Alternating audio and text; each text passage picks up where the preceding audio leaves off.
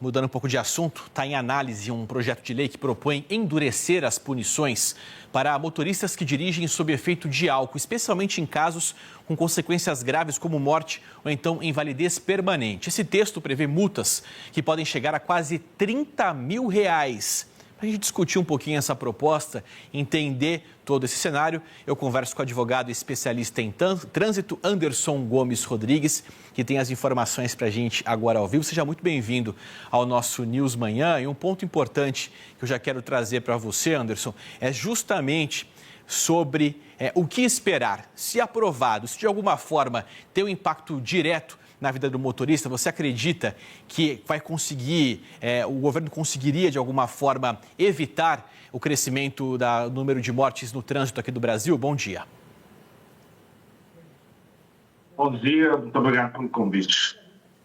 A lei seca, ela já sofreu várias alterações desde o ano de 2008, né? Anteriormente, ela tinha um valor aproximado ali entre R$ 754. Depois houve um outro reajuste que ela passou para 1.915 e hoje ela pode chegar até 6 mil em caso de residência no período de um ano. Então, o aumento dos valores de multas pecuniárias de forma isolada não é suficiente para prevenir os acidentes ou prevenir que os condutores dirijam após ingerir bebida alcoólica. Porque mesmo com essa escala desse período de 2008 a 2026, que já houve dos valores pecuniários da multa decorrente da lei seca, o índice de pessoas que bebem e dirigem fez para aumentar e não diminuir. Então, acredito que de forma isolada, esse projeto ele não vai trazer o benefício que a sociedade espera. Tem que haver, em conjunto com isso, uma política de Estado, né? E uma política mais voltada para a prevenção do que para a punição. É claro que o texto e o projeto ele traz um pouco mais de justiça, principalmente para casos de morte e invalidez, e ele penaliza também mais severamente o condutor que é reincidente.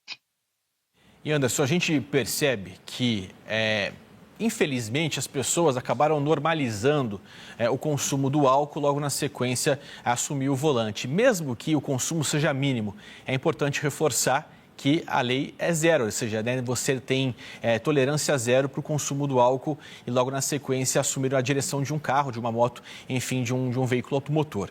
Mas as pessoas acabaram, de certa forma, normalizando isso ou se arriscando, porque a fiscalização ela não vem na mesma intensidade. Qual a sua avaliação sobre isso? É necessário aumentar o número de aparelhos de bafômetro? É necessário ampliar, por exemplo, o número de ações por parte das forças de segurança para justamente identificar quem são esses motoristas e já puni-los, mesmo que num percentual pequeno?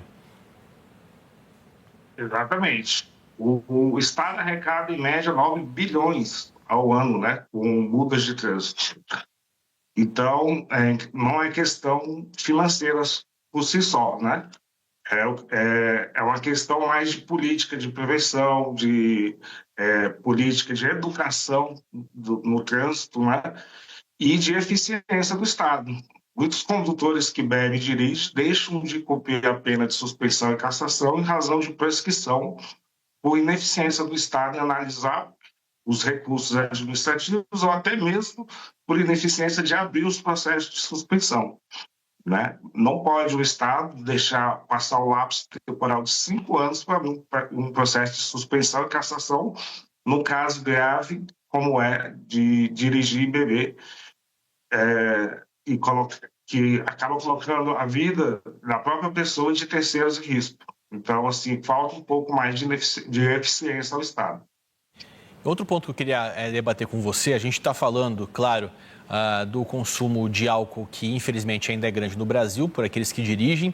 Estamos falando também de acidentes que, quando não matam, acabam sobrecarregando o sistema público de saúde. Porque toda vez que você tem uma vítima de trânsito, você tem uma figura que fica ferida, você tem um custo para o Sistema Único de Saúde para fazer o transporte e o atendimento de todas essas pessoas. Então, quando a gente olha para um cenário um pouco mais amplo, digamos assim, o problema é muito maior e muito mais complexo. qual a leitura que você faz sobre políticas mais amplas e do atual momento do Brasil?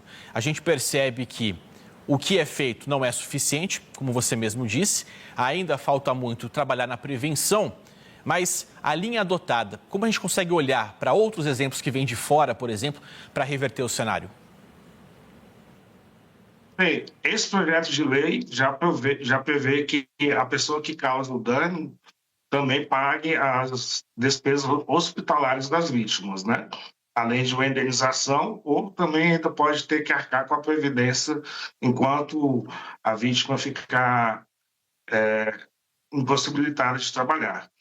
Por outro lado, o Estado também pode entrar com uma ação regressiva contra quem deu causa ao acidente e cobrar os valores que foram gastos pelo SUS, o medicamento e com a previdência privada em razão dessa conduta que não se justifica mais, né? Em 2026, com tantas alternativas aí, temos o transporte público, temos meios de aplicativo, todas as pessoas sabem que dirigir e beber é um risco não só para ela mesma, mas para todas as demais pessoas que fazem parte da segurança viária. E, mesmo assim, não há uma política de conscientização. Então, é claro que deve sim aumentar a pena para quem, principalmente para quem reincide nesse tipo de conduta, mas, juntamente com isso, tem o Estado fazer uma política de prevenção maior e uma política de educação de trânsito mais efetiva. Anderson Gomes, advogado especialista em trânsito, muito obrigado pela sua participação, pelos seus esclarecimentos com a gente aqui no nosso News Manhã e até a próxima. Agradeço pelo convite.